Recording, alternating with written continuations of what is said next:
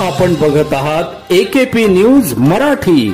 आपला आवाज आपली ताकद। सबस्क्राइब करा, शेअर करा, लाईक करा।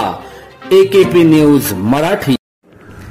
नाशिक शहर पोलीस आयुक्तालयातील आडगाव पोलीस ठाण्याच्या गुन्हे शोध पथक आणि गस्ती पथकाने केलेल्या कारवाईत एक सराईत चेन स्नॅचरला अटक करण्यात यश आले।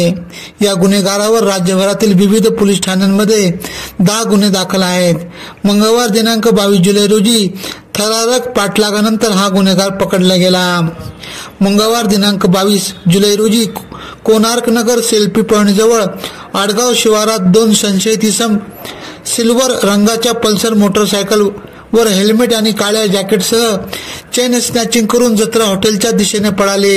ही माहिती पोलीस हवालदार निलेश काटकर आणि पोलीस अंमलदार दिनेश गुडांबे यांना मिळाली। त्यांनी तात्काळ गुन्हे शोध पथकातील पोलीस हवालदार रावजी मगर आणि अंमलदार निखिल वागचोरे यांना कळविले।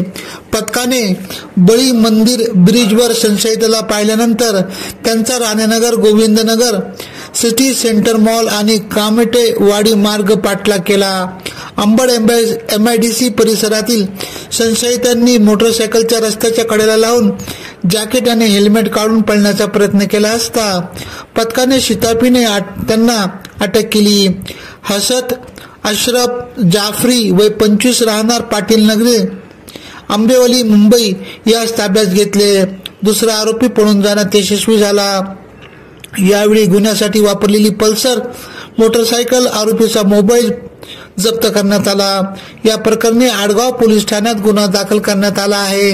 पुढील तपास पोलीस उपनिरीक्षक मयूर निकम करीत आहेत। वरिष्ठ पोलीस निरीक्षक संजय पिसे, सहाय्यक पोलीस निरीक्षक निखिल बोंडे, मयूर निकम, निलेश काटकर, रावजी मगर, दिनेश गुडांबे आणि निखिल वागचोरे यांनी या कारवाईत महत्त्वाची भूमिका बजावली। या उत्कृष्ट कामगिरीबद्दल पोलीस आयुक्त संदीप कर्णिक यांनी आडगाव पोलीस ठाण्याच्या पथकाला 50,000 रुपयांचे बक्षीस जाहीर केले आहे। AKP न्यूज साठी ब्युरो चीफ अनवर खान पठाण, नाशिक।